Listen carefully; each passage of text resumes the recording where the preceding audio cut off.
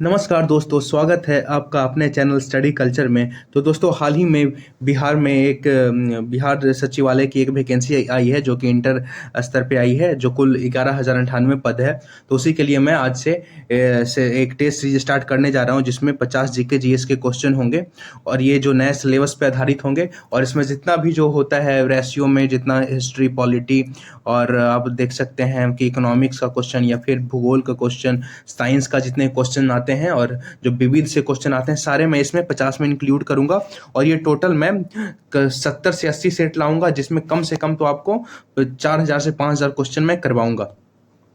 और इससे आपको एग्जाम आते आते तक कम से कम आपको इतना क्वेश्चन आपके दिमाग में अट जाएगा, ताकि एग्जाम में कम से कम तो आप जीके जीएस के प्रश्न में 50 से 55 क्वेश्चन आप सही करके आएंगे। सिर्फ जीके और जीएस में 50 से 55, कम से कम बोल रहा हूँ, ज़्यादा ज़्यादा तो आप 60-65 भी करके आ सकते हैं। तो चलिए दोस्तों, शुरू करते हैं। और हाँ, करंट अफेयर का भी मैं वीडियो डाल देता हूँ, जो कि मतलब मंथली मैंने डाला था जनवरी से लेकर सितंबर तक, और फिर अगले महीने से मैं अप टू मंथली डालूंगा। और मैं मंथली इसलिए डालता हूँ, पर डे डालने से क्या होता है दोस्तों कि करंट अफेयर सब जानते हैं, पर डे ज़्यादातर इंसान नहीं पढ़ते, सब एग्जाम के टाइम में पढ़ते हैं। तो इसलिए मैं मंथली डालूंगा, ताकि मंथ में एक बार आप सारे रिवाइज कर लें या लिख लें उसको, ताकि आपके दिमाग में अट जाए। तो चलिए दोस्तों, शुरू करते हैं। ये पहला सेट है, भारत के साथ व्यापार करने का चार्टर महारानी एलिजाबेथ द्वारा कब दिया गया था, बताइए। जब ये जो अंग्रेज, जब वहां से ईस्ट इंडिया कंपनी जब वहां से निकली थी इंग्लैंड से, तो किस समय किस समय किस समय चार्टर प्रदान करके ये वहां से निकली थी, बताइए। तो ये था दोस्तों 31 दिसंबर 1600 को, याद रखिएगा। ये थे कब? 31 दिसंबर 1600 को। 31 दिसंबर 1600 को विक्टोरिया, ये जो महारानी जो एलिजाबेथ थी, इनके द्वारा एक चार्टर मिला था। उसके तहत जो ईस्ट इंडिया कंपनी थी, इसको ईस्ट इंडिया मतलब ईस्ट इंडीज में इसको क्या मिला था? व्यापार करने का अधिकार मिला था महारानी एलिजाबेथ के द्वारा। कब? 31 दिसंबर 1600 में, याद रखिएगा। भारतीय राष्ट्रीय आंदोलन के प्रारंभ से ही उग्र राष्ट्रवादियों का भी वर्ग था, निम्न में से कौन नहीं शामिल है? तो जब भारतीय राष्ट्रीय आंदोलन जब प्रारंभ हुआ था, तो मतलब जो उग्र राष्ट्रीय वर्ग भी था उसमें, लेकिन इनमें से कौन है जो उग्रवादी, उग्र मतलब उसको बोलते हैं ना, गर्म दल के नेता नहीं थे इसमें से। तो जैसा कि हम लोग जानते हैं दोस्तों कि गर्म दल के नेता थे लाल बाल पाल। तो लाल से हो गए लाला लाजपत राय, बाल से हो गए बाल गंगाधर तिलक, और पाल से हो गए बिपिन चंद्र पाल। तो यहाँ पे जो गोविंद रानडे थे, ये गर्म दल के यानी कि उग्र राष्ट्रवादियों के वर्ग में शामिल नहीं थे, याद रखिएगा। तो यहाँ पे ऑप्शन सी हो जाएगा। 1916 में कांग्रेस और मुस्लिम लीग के बीच लखनऊ समझौता हुआ, उसके कौन से परिणाम बाद में घातक साबित हुए, बताइए। बताइए दोस्तों, 1916 में कांग्रेस और मुस्लिम लीग के बीच लखनऊ में समझौता हुआ था। जब ये लखनऊ सेशन चल रहा था, तो उस समय 1916 में जो हुआ था, कांग्रेस और मुस्लिम लीग के बीच में लखनऊ में समझौता हुआ था। तो उसके कुछ परिणाम थे जो घातक साबित हुए, जो बाद में चल के हमारा देश जो है दो भागों में बट गया। वो थी कांग्रेस द्वारा मुसलमानों के प्रति संतुष्टिकरण की नीति। मतलब इसके तहत, मतलब उसको संतुष्ट करने के लिए जो कार्य किया जा रहा था, यही जो बाद में चल के बहुत बड़ा घातक साबित हुआ और हमारा जो देश था दो टुकड़ों में विभाजित हो गया। तो इसका ऑप्शन सी हो जाएगा, याद रखिएगा। व्यक्तिगत सत्याग्रह किस गवर्नर जनरल के काल में हुआ था, बताइए।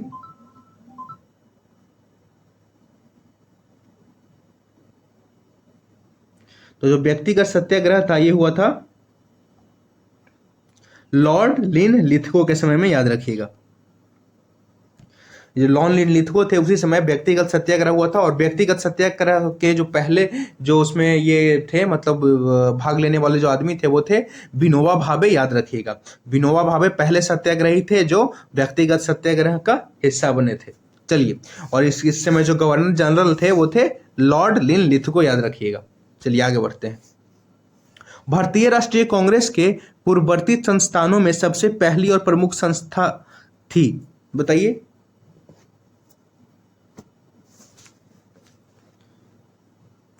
तो ये थी दोस्तों ब्रिटिश इंडिया एसोसिएशन। जो भारतीय राष्ट्रीय कांग्रेस जो थी, इससे पहले मतलब जैसे कि पहले जो था ये कि जो इंडियन नेशनल कांग्रेस, जो भारतीय राष्ट्रीय कांग्रेस बनने से पहले कुछ अन्य संस्थानें थी, जिसमें मुख्य जो संस्थानें थी, जिसके बाद में उसको हटा करके इंडियन नेशनल कांग्रेस बना। तो पूर्ववर्ती संस्थानों में जो सबसे पहली संस्था और प्रमुख संस्था थी वो थी ब्रिटिश इंडिया एसोसिएशन, याद रखिएगा। तो इसका आंसर हो जाएगा ऑप्शन सी। चलिए आगे बढ़ते हैं। साइमन कमीशन की सिफारिशों के संदर्भ में निम्नलिखित में से कौन सा कथन सही नहीं? बताइए।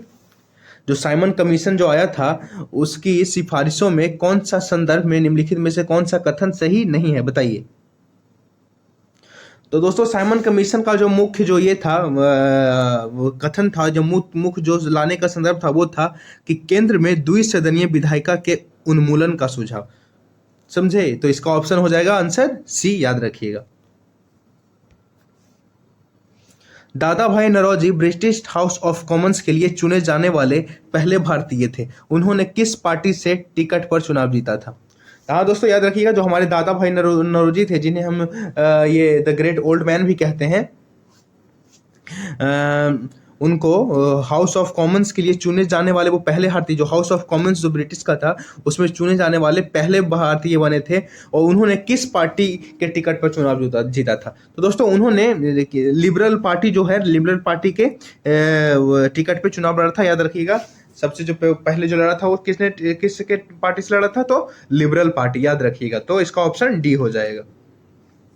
भारत पर हुनों का प्रथम आक्रमण किस शासक के समय हुआ था? तो दोस्तों भारत पे जो हुनों का आक्रमण हुआ था वो सबसे पहले जो हुआ था वो हुआ था स्कंदगुप्त के समय में, याद रखिएगा दोस्तों। तो क्या हुआ था? किसके समय में? स्कंदगुप्त के समय में, याद रखिएगा, जो गुप्त वंश के शासक थे। चलिए आगे बढ़ते हैं। इसका ऑप्शन क्या हो जाएगा? सी हो जाएगा, याद रखिएगा। एहोल अभिलेख किस शासक से संबंधित है? तो दोस्तों जैसा कि हम लोग सभी जानते हैं, एहोल जो लेखक है बहुत ही महत्वपूर्ण है और ये हमेशा इससे प्रश्न बनता ही है। तो एहोल जो अभिलेख है वो पुलिकेशन द्वितीय के जो है राजा, उन्हीं के संबंध में था, इन्हीं के द्वारा शासक से संबंधित है एहोल अभिलेख। कौन से शासक से? तो पुलिकेशन द्वितीय से। तो इसका ऑप्शन हो जाएगा सी, याद रखिएगा। सत्यमेव जयते किस उपनिषद में संग्रहित है? तो दोस्तों सत्यमेव जयते जो ये जो लिया गया है वाक्य, ये हमारे किससे लिया गया है? मुंडको उपनिषद से लिया गया है, याद रखिएगा। तो इसका ऑप्शन हो जाएगा डी। महावस्तु महात्मा बुद्ध का जीवन वृत्तांत है, इसका संबंध किस शाखा से है? तो दोस्तों महावस्तु जो महात्मा बुद्ध का जीवन वृत्तांत है, इसका संबंध है किससे है? महायान शाखा से है, याद रखिएगा। तो इसका जो शाखा है महायान शाखा से है, याद रखिएगा। अकबर द्वारा बनाए गए उपासना भवन का क्या नाम है? तो अकबर द्वारा जो उपासना भवन बनाया गया था, इसका जो नाम है वो है इबादत खाना, याद रखिएगा। तो इसका ऑप्शन हो जाएगा सी। सुप्रसिद्ध संगीतकार तानसेन और बैजू बावरा किसके शासन काल में सुविख्यात थे? तो दोस्तों जो तानसेन और जो बैजू बावरा थे, याद रखिएगा दोस्तों, तानसेन जो थे वो मतलब गा करके बोलते हैं कि ये दीप जला देते थे और पत्थर तोड़ देते थे और जंगल से जानवरों को बुला लेते थे, ऐसा मतलब बोला जाता है। मतलब ऐसा था या नहीं, लेकिन मैंने कहानी में सुना है ऐसा। तो जो सुप्रसिद्ध संगीतकार तानसेन और बैजू बावरा थे वो किसके शासनकाल में सुविख्यात थे? तो दोस्तों ये जो थे अकबर के शासनकाल में थे, याद रखिएगा। इसका जो ऑप्शन हो जाएगा, ऑप्शन क्या हो जाएगा? सी हो जाएगा। न्यू कैसल पोर्ट जो दुनिया का सबसे बड़ा कोयला निर्यातक बंदरगाह है, यह किस देश में स्थित है? तो दोस्तों जैसा कि हम लोग जानते हैं, हाल ही में मतलब इससे आप ये भी मतलब अंदाज़ा भी लगा सकते थे, जैसे कि हमारे जो अडानी है वो हाल ही में ऑस्ट्रेलिया में एक मतलब एक कोयला का जो होता है मतलब कोल का माइन वहाँ पे खरीद के वहाँ पे वो कॉन्ट्रैक्ट लेके वहाँ पे कोयला निकालने का काम कर रहे हैं। तो जो सबसे ज़्यादा जो कोयला निर्यातक जो बंदरगाह है दोस्तों, इससे अंदाज़ा आप लगा लिए होंगे कि ऑस्ट्रेलिया में है। ऑस्ट्रेलिया के लोग इस पे प्रोटेस्ट भी कर रहे थे कि माइनिंग बंद कीजिए। तो इसलिए न्यू कैसल पोर्ट जो दुनिया का सबसे बड़ा कोयला निर्यात बंदरगाह है, यह किस देश में स्थित है? ये ऑस्ट्रेलिया में है। तो 14 का ऑप्शन क्या हो जाएगा? सी हो, ये क्या हो जाएगा? बी हो जाएगा, याद रखिएगा। देशांतर रेखा के संबंध में कौन सही है? बताइए। तो दोस्तों इसका ऑप्शन हो जाएगा डी, याद रखिएगा। देशांतर के मध्य सर्वाधिक दूरी जो होती है वो विषुवत रेखा पे होती है। जैसे कि मैंने बता दूं दोस्तों कि ये जो होता है, मान लीजिए ये पृथ्वी है, यहाँ पे ये जो क्या है 0 डिग्री देशांतर रेखा है, जिसे हम लोग इक्वेटर या फिर भूमध्य रेखा भी कहते हैं या विषुवत रेखा भी कहते हैं इसको, 0 डिग्री इक्वेटर को। तो यहाँ पे जैसे देखिए दोस्तों, देशांतर रेखा ऐसे ऐसे होती है, देशांतर रेखाएं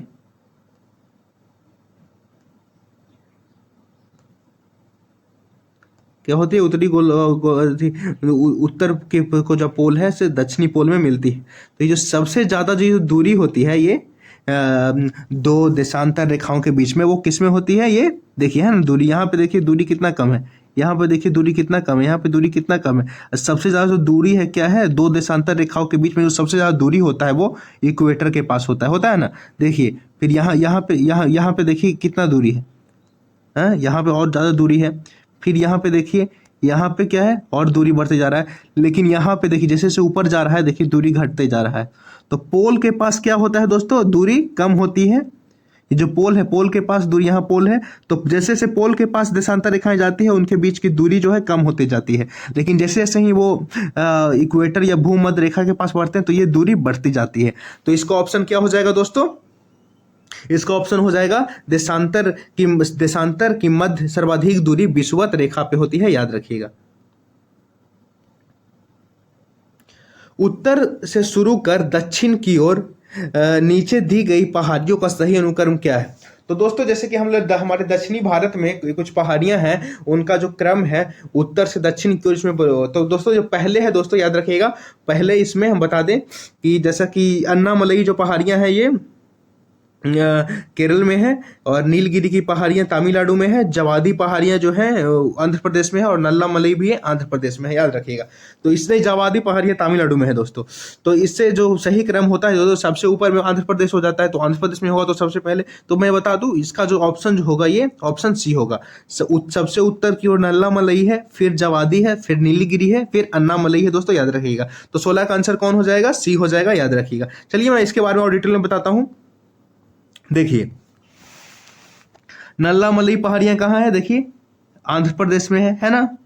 जवादी पहाड़ियां कहाँ है, वो तमिलनाडु में ऊपर में है। फिर आती है उससे नीचे नीलगिरी आती है, फिर अन्नामलई आती है दोस्तों। तो इसीलिए दोस्तों ये जो है चारों पहाड़ियां, सबसे उत्तर की ओर नल्लामलई, फिर जवादी, फिर नीलगिरी, फिर अन्नामलई, याद रखिएगा दोस्तों। इसमें मैं बता दिया उत्तर से दक्षिण की ओर जितने भी जो माउंटेन जो रेंज है, यानी कि पर्वत श्रृंखला है, जो पहाड़ या पहाड़ियां हैं, ये छोड़ के, उत्तर भारत को पहाड़ी को छोड़ के जो मेन जो पहाड़ियां दक्षिणी भारत में और हमारे पेनिनसुलर इंडिया में जो है, प्रायद्वीपीय भारत में है, उसका मैंने ये बता दिया है कि ये भी बहुत इंपॉर्टेंट है। ये तो सब याद कर लेते हैं दोस्तों। यहाँ पे जितने भी माउंटेन रेंज हैं, अन्नापूर्णा, धौलावीरा, धौलाधर, पीर पंजाल रेंज से रिलेटेड, माउंट एवरेस्ट, केटू, काराकोरम, सब, लेकिन ये जो है बहुत ही इंपॉर्टेंट है। इसी में लोग का क्या होता है, क्वेश्चन बहुत सारा छूट जाता है, तो इसलिए याद रखिएगा ये बहुत ही इंपॉर्टेंट है। तो सबसे पहले नल्लामलई, फिर जवादी पहाड़ियां हो गई, फिर नीलगिरी, फिर अन्नामलई, और सबसे जो दक्षिणी याद रखिएगा कोरंडम हिल्स जो है, मतलब इलायची की पहाड़ियां जो है सबसे दक्षिण में है, याद रखिएगा। निम्नलिखित में से कौन सी नदी अपने मार्ग बदलने के लिए प्रख्यात है। तो दोस्तों हमारी जो कोसी नदी है दोस्तों, वो सब जानते हैं कि कोसी नदी के कारण बिहार में कितना बाढ़ आता है। तो कोसी नदी के कारण जो है, कोसी नदी जो है वो अपना मार्ग बदलने के लिए बहुत ही प्रख्यात है। तो इसका जो ऑप्शन हो जाएगा, ऑप्शन सी हो जाएगा। किस मृदा प्रारूप में लोहे के अतिरिक्त मात्रा होने के कारण अनुबरक हो जाता है। तो दोस्तों लोहे की मात्रा अधिक होने के कारण जो मिट्टी अनुबरक हो जाती है वो है लेटराइट मिट्टी, याद रखिएगा दोस्तों। ये क्या हो जाती है, लाल हो जाती है, याद रखिएगा क्या हो जाती है, ये लाल हो जाती है लेटराइट मिट्टी।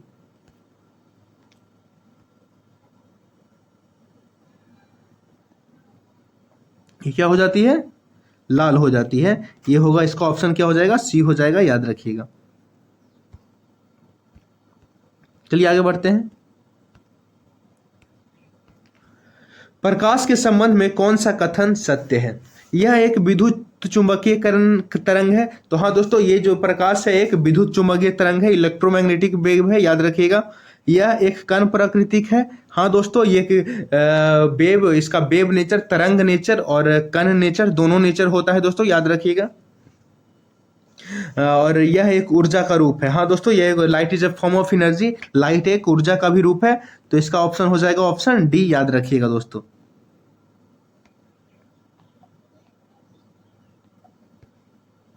बायोगैस संयंत्र में निम्नलिखित में से कौन सी प्रक्रिया होती है? तो दोस्तों बायोगैस में जो निम्नलिखित में से जो प्रक्रिया होती है वो होती है किण्वन यानी कि फ्रेगमेंटेशन की प्रक्रिया होती है दोस्तों। इंग्लिश में इसको फ्रेगमेंटेशन बोलते हैं और हिंदी में किण्वन बोलते हैं। तो इसका जो ऑप्शन बी का जो आंसर हो जाएगा वो ए हो जाएगा। बायोगैस संयंत्र में निम्नलिखित में से किण्वन की प्रक्रिया होती है, याद रखिएगा। इसका ऑप्शन क्या हो जाएगा? ए हो जाएगा दोस्तों। चलिए अब आते हैं क्वेश्चन नंबर 21 पे। एक वर्ग के ऊपर से नीचे की ओर आने वाले परमाणु के आकार बढ़ता है। तो दोस्तों जैसा कि हम लोग जानते हैं, देखिए ये जो एक ये है, क्या बोलते हैं, 1 2 3 4 5 6 और 7 क्या होते हैं? वर्ग होते हैं। उग्रू और ये जो आवर्त हो वर्ग जो है, ये देखिए ये वर्ग है। ये वर्ग में ऊपर से जब हम लोग नीचे आएंगे तो जैसे कि पीरियोडिक टेबल है, तो इधर ग्रुप कितना हो गया? ग्रुप 80, ये ग्रुप हो गया और ये पीरियड हो गया। तो इसमें अगर हम जो है इसमें ऊपर से अगर नीचे आते हैं तो पूछ रहा है कि परमाणु का आकार क्या होता है। तो दोस्तों जब हम लोग ऊपर से नीचे आएंगे तो क्या होगा? आकार बढ़ेगा। याद रखिएगा आकार क्या होगा? हम लोग जब पीरियोडिक टेबल या आवर्त सारणी में ऊपर से नीचे की ओर आएंगे तो क्या होगा? हमारा आकार बढ़ेगा। और और इधर से क्या बोलते हैं, और इधर से लेफ्ट से राइट की ओर इधर जाने पे क्या होगा? आकार घटेगा। तो याद रखिएगा दोस्तों, ऊपर से नीचे की ओर आने पे आवर्त सारणी में आकार बढ़ेगा और बाएं से दाएं जाने पर आकार बढ़ेगा। याद रखिएगा दोस्तों। मैं इस पे एक जब केमिस्ट्री का मैं वीडियो बनाऊंगा तो इस पे एक पूरा मैं चैप्टर नहीं बना के वीडियो अपलोड करूंगा, आप टेंशन मत लीजिए। अब ये प्रैक्टिस के लिए अब जो करवा रहा है, आप ध्यान से मारिए ताकि आपको एग्जाम में ध्यान में रहे कि ऊपर से नीचे आने पे आकार क्या होगा? जो परमाणु का आकार है वो बढ़ेगा और बाएं से दाएं जाने पे क्या होगा? आकार घटेगा। चलिए दोस्तों आगे बढ़ते हैं। तो इसका ऑप्शन क्या हो जाएगा? Option A. वायुमंडल में प्रकाश के विसरण यानी डिफ्यूजन का कारण क्या है? तो दोस्तों प्रकाश में जो विसरण होते हैं वो इसलिए होते हैं क्योंकि जो लाइट जो आती है हमारे एटमॉस्फेयर में, तो हमारे जो वायुमंडल में है हवा में छोटे छोटे जो धूल कण या फिर छोटे छोटे जो पार्टिकल होते हैं उससे टकरा करके क्या होता है? प्रकाश बिखर जाता है।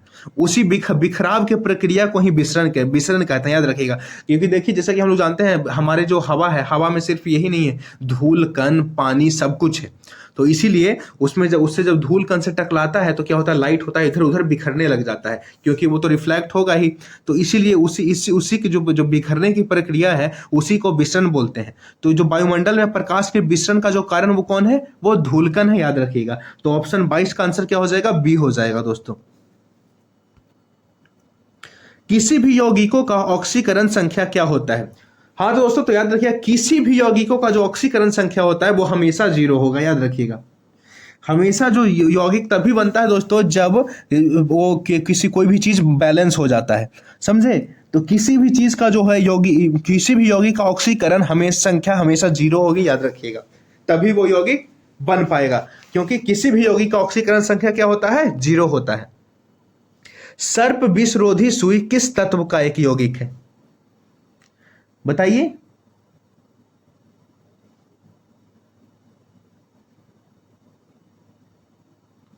जो सर्प विषरोधी सुई के जो जिस तत्व का यौगिक है वो है स्वर्ण के यौगिक का, समझे? तो वो इसका ऑप्शन क्या हो जाएगा? ऑप्शन ए हो जाएगा, याद रखिएगा। दाब का क्या हो जाएगा? बीमीय सूत्र क्या हो जाएगा? चलिए दोस्तों मैं बताता हूँ दाब का बीमीय सूत्र क्या होगा। तो दाब का बीमीय सूत्र हो जाएगा क्या? ऑप्शन इसका बी हो जाएगा। अब बता देता हूँ कैसे। देखिए जैसा कि दाब क्या होता है, प्रेशर क्या होता है, प्रेशर इक्वल टू क्या हो जाता है? Force by area. और फोर्स क्या होता है दोस्तों? फोर्स होता है मास इनटू एक्सेलरेशन। एरिया क्या हो जाएगा? एरिया को हम लोग लिख सकते हैं एल पे 2 है, मास को एम ही कर देंगे, हाँ, और ये हो जाएगा v बाई टी का स्क्वायर। जैसे रुकिए मैं इधर बताता हूँ। फोर्स इक्वल बाई एरिया, तो फोर्स को लिख सकते हैं मास इंटू एक्सेलरेशन, और एक्सेलरेशन को क्या लिख सकते हैं? v बाई टी लिख सकते हैं और एरिया को एल का स्क्वायर लिख सकते हैं। अब देखिए, अब इसको भी को है, भी को लिख सकते हैं एल बाई टी और नीचे भी टी है तो क्या हो जाएगा, टी इंटू टी हो जाएगा बटा एल स्क्वायर लिख सकते हैं। तो ये क्या हो जाएगा, ये टी ये हो जाएगा एम एल, टी ऊपर ले जाएंगे तो -2 हो जाएगा और एल का स्क्वायर हो जाएगा, ये ऊपर लेकर के जाएंगे तो क्या हो जाएगा एम, ये -1 हो जाएगा, एल का -1 हो जाएगा और टी का -2 हो जाएगा। तो इसका आंसर ऑप्शन क्या हो जाएगा, ऑप्शन बी हो जाएगा, याद रखिएगा। बहुत ही आसान था, ये सब मैंने निकालने के लिए भी बता दिया कि कैसे होगा। तो इसका जो ऑप्शन क्या होगा, बी हो जाएगा। डायमेंशन क्या होगा, एम एल पे पावर -1 टी पे पावर -2, याद रखिएगा, दाब का बीमीय सूत्र है।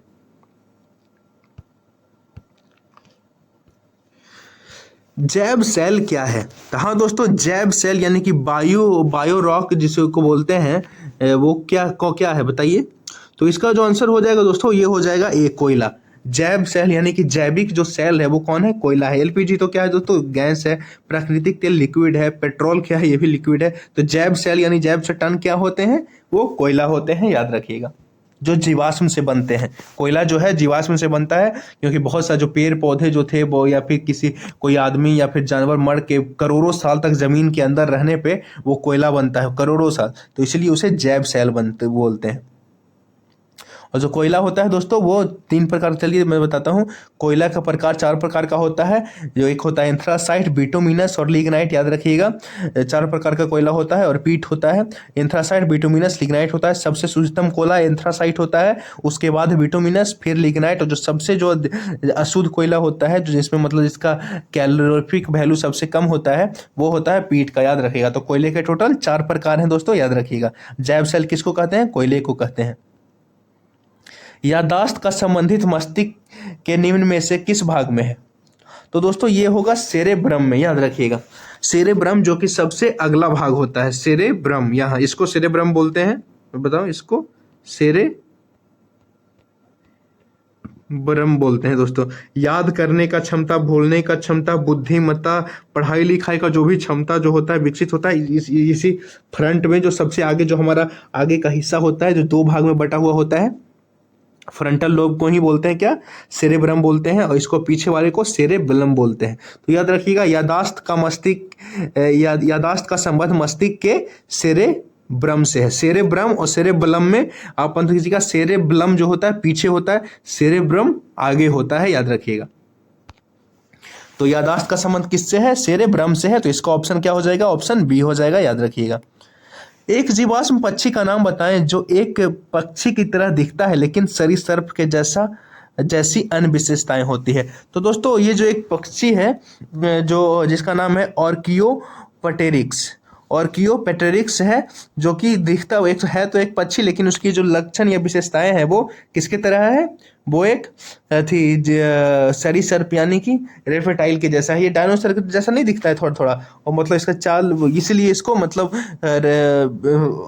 बोलते हैं कि ये डायनासोर और अभी के बीच में एक कड़ी के रूप में इसको ये जोड़ता है।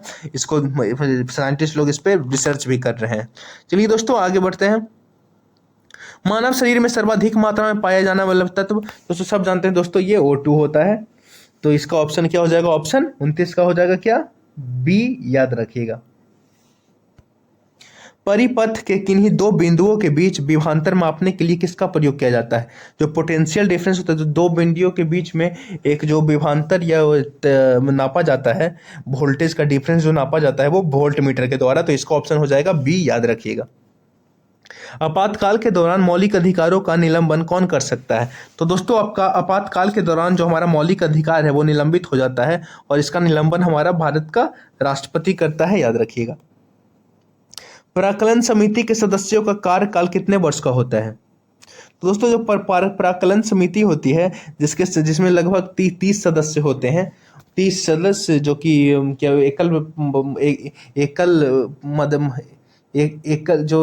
एकल संक्रमण प्रणाली द्वारा चुने जाते हैं। 30 प्राक्कलन समिति में टोटल 30 मेंबर होते हैं। वो उनका जो कार्यकाल होता है वो 1 वर्ष होता है, याद रखिएगा। 32 का तो ऑप्शन क्या हो जाएगा, ए हो जाएगा। निम्नलिखित में से किसके अनुमोदन से भारत की संचित निधि से पैसा निकाला जा सकता है। तो दोस्तों ये जो भारत की जो संचित निधि जो कि से पैसा निकालने के लिए आपको क्या करना पड़ेगा, आपको भारत के केंद्रीय वित्त मंत्रालय, यानी कि इसका आंसर क्या हो जाएगा, 33 का डी हो जाएगा। सॉरी दोस्तों, 33 का डी हो जाएगा। मैं अरे यार, नींद आ रहा था दोस्तों, मैं क्यों रात में ये वीडियो मैं रात में बना रहा था तो आँख लग गया था मेरा। हाँ, तो निम्नलिखित में से अनुमोदन किसके अनुमोदन से भारत की संचित निधि से पैसा निकाला जा सकता है। हाँ दोस्तों, तो ये भारत के संसद में इसके ऊपर डिस्कस होगा और लोकसभा राज्यसभा में पारित होगा कि हाँ जाना है, फिर राष्ट्रपति के पास जाएगा। ये संसद के थ्रू ही ये संचित निधि से पैसा निकाला जा सकता है, बिना संसद के नहीं।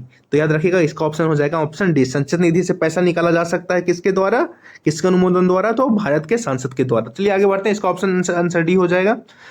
भारतीय संविधान के विधि के समक्ष समानता किस देश के संविधान से लिया गया है। तो दोस्तों विधि के समक्ष समानता जो है वो भारत ने किस देश से लिया है, बताइए।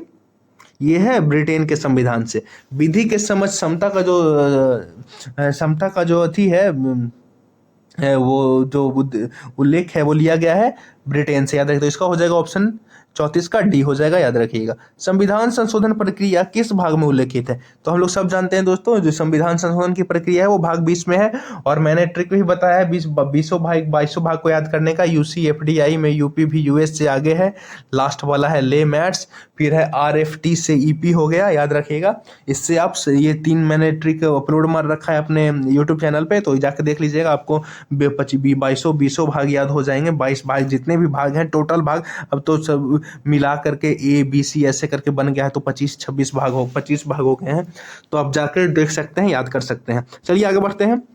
सूची 1 और सूची 2 का सही मिलान। तो दोस्तों जैसा कि हम जानते हैं, देखो इसमें हमको ये मिला नहीं करने का, तो मैंने इसमें सिर्फ ऑप्शन ही लिखा है और आंसर ही लिखा है। तो देखिए भाषा का जो उल्लेख है वो हमारी 8वीं अनुसूची में है, याद रखिएगा।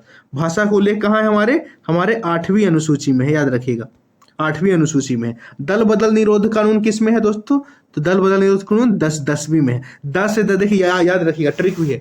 भाषा 8वीं अनुसूची, लेकिन 10 से दल बदल निरोध कानून, 10 से 10वीं, याद रखिए। रिलेट भी कर सकते हैं आप कि दल बदल निरोध जो कानून आया था वो 10वीं अनुसूची में इसका उल्लेख मिलता है। 73वां संविधान संशोधन जो है वो 11वीं अनुसूची को जोड़ा गया था, याद रखिएगा, जिसमें मतलब ये ग्राम पंचायत जोड़ा गया था। और भूमि सुधार एवं अधिग्रहण जो था 90वीं अनुसूची में, याद रखिएगा। तो ऑप्शन डी का हो जाएगा 3, याद रखिएगा। तो मैंने इसमें आंसर दे रखा है, आप नोट कर सकते हैं। चलिए आगे बढ़ते हैं। 1833 के चार्टर अधिनियम के अंतर्गत प्रथम विधि आयोग का गठन किसकी अध्यक्षता में किया गया। तो दोस्तों 1833 के चार्टर अधिनियम के अंतर्गत प्रथम विधि आयोग का गठन किसकी अध्यक्षता में किया गया, तो यह किया गया था लॉर्ड मैकाले। तो याद रखिएगा 37 का आंसर क्या हो जाएगा, बी हो जाएगा, लॉर्ड मैकाले में। तो जो पहला जो विधि आयोग का गठन हुआ था वो लॉर्ड मैकाले, ये बहुत ही महत्वपूर्ण है, हमेशा प्रश्न आता ही है। तो आंसर 37 का क्या हो जाएगा, आंसर बी हो जाएगा।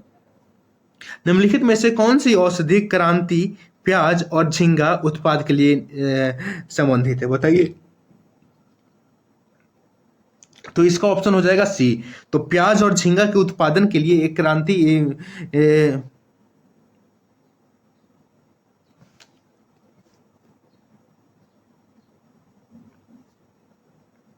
बताइए। तो इसका ऑप्शन क्या हो जाएगा, सी हो जाएगा। तो दोस्तों आप ये भी लगा सकते हैं, मतलब तो जैसे कि प्याज जो है वो गुलाबी होता है, झींगा भी गुलाबी टाइप का दिखता है, जैसे हम लोग प्रॉन्स बोलते हैं, ये प्रॉन्स टाइप का ही हो, झींगा भी वही होता है, तो वो भी गुलाबी ही होता है। तो जो गुलाबी क्रांति है वो प्याज और झींगा से संबंधित है, इस टाइप से भी आप याद कर सकते हैं। तो 38 का ऑप्शन क्या हो जाएगा, सी हो जाएगा। निम्नलिखित में से किन 2 संस्थानों को ब्रिटेन वुड्स जुड़वा के नाम से जाना जाता है। तो दोस्तों ये IMF और विश्व बैंक को, यानी कि इंडियन इंटरनेशनल मॉनेटरी फंड और वर्ल्ड बैंक को है ब्रिटेन वुड्स जुड़वा के नाम से जाना जाता है, याद रखिएगा। तो 39 का जो ऑप्शन हो जाएगा वो सी हो जाएगा, याद रखिएगा दोस्तों। किस वर्ष भारतीय रिजर्व बैंक का राष्ट्रीयकरण किया गया था। तो दोस्तों जो भारतीय रिजर्व बैंक है उसका जो राष्ट्रीयकरण किया गया था वो किया गया था कब, 1949 में। देखिए रिजर्व बैंक का स्थापना 1935 में हुआ था, लेकिन इसका जो राष्ट्रीयकरण किया गया था वो हमारे देश की तरफ से वो क्या हुआ था, कब हुआ था, 1949 में हुआ था। तो ऑप्शन 40 का जो आंसर होगा वो क्या होगा, बी होगा, याद रखिएगा।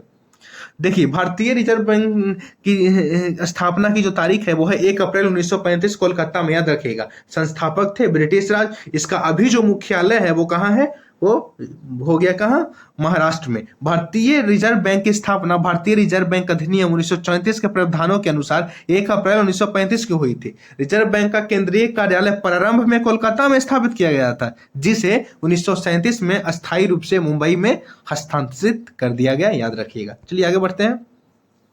हिंदू राष्ट्र का विचार मूलतः किसका था? तो दोस्तों जो हिंदू राष्ट्र का विचार था वो मूलतः किनका था, वो बी.डी. सावरकर का था, याद रखिएगा। भारत में आयकर है, भारत का जो टैक्स जो है यानी कि आयकर है वो क्या है दोस्तों, वो इसका ऑप्शन हो जाएगा ऑप्शन बी, याद रखिएगा।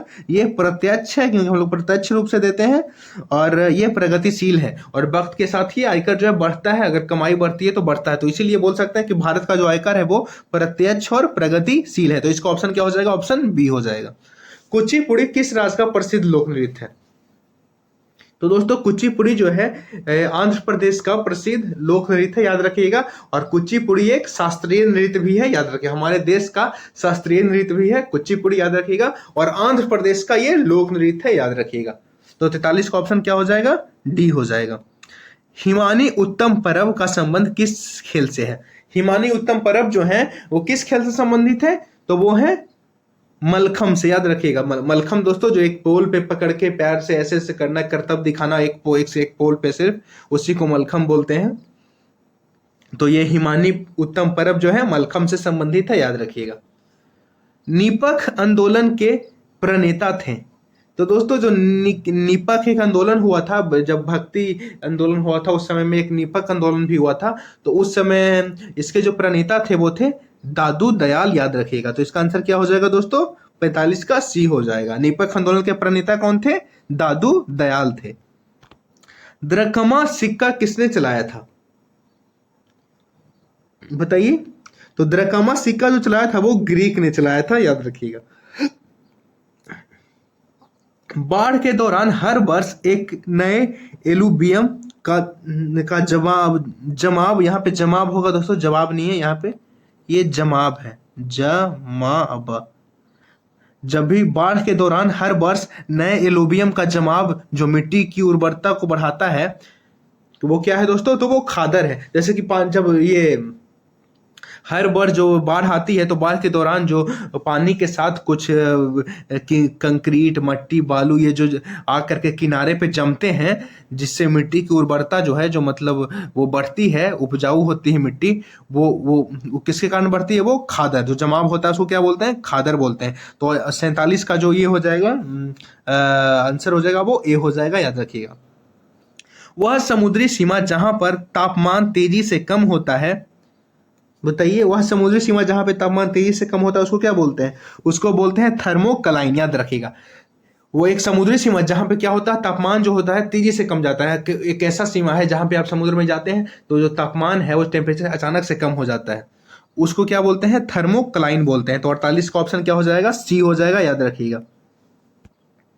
बेसल मापदंड संबंधित है, तो बेसल जो मापदंड संबंधित है वो किससे है, बैंकिंग क्षेत्र से है, याद रखिएगा। तो ऑप्शन 49 का जो आंसर हो जाएगा वो क्या हो जाएगा, कर से, बैंकिंग से। तो ऑप्शन 49 का जो आंसर हो जाएगा वो क्या हो जाएगा, ए हो जाएगा, याद रखिएगा। बैंकिंग क्षेत्र से बेसल मापदंड संबंधित है दोस्तों। अब आते हैं इस वीडियो के आखिरी प्रश्न पे। इंग्लिश में पहली बार औद्योगिक क्रांति शब्द का प्रयोग किसने किया था? तो इंग्लिश में सबसे पहले औद्योगिक क्रांति यानी कि इंडस्ट्रियल रिवॉल्यूशन का जो सबसे पहला जो इस शब्द का जो प्रयोग किया था वो किया था आर्नोल्ड टाइबी ने, याद रखिएगा दोस्तों। तो इसका ऑप्शन क्या हो जाएगा, ऑप्शन डी हो जाएगा। तो हाँ दोस्तों, इसी के साथ ये लेक्चर खत्म हुआ, और मैं हर दिन या हर दिन तो नहीं, या फिर मैं एक दिन ड्रॉप करके हर दिन जब तक आपका बिहार एसएससी का एग्जाम नहीं होता, मैं ये 50 क्वेश्चन का लेक्चर जारी रखूंगा, ताकि आपको जितना ज्यादा से ज्यादा हो सके आपको क्वेश्चन करवा करके, प्रैक्टिस करवा करके मैं आपको जीके जीएस का जो पोर्शन है वो स्ट्रांग बना सकूं। तो दोस्तों ये वीडियो आपको अगर अच्छा लगे तो please like, share and subscribe करें, और कमेंट में आपको अगर कोई प्रॉब्लम हो तो प्लीज कमेंट में मुझे बताएं। धन्यवाद दोस्तों, प्लीज इसको शेयर और सब्सक्राइब कर दें। धन्यवाद।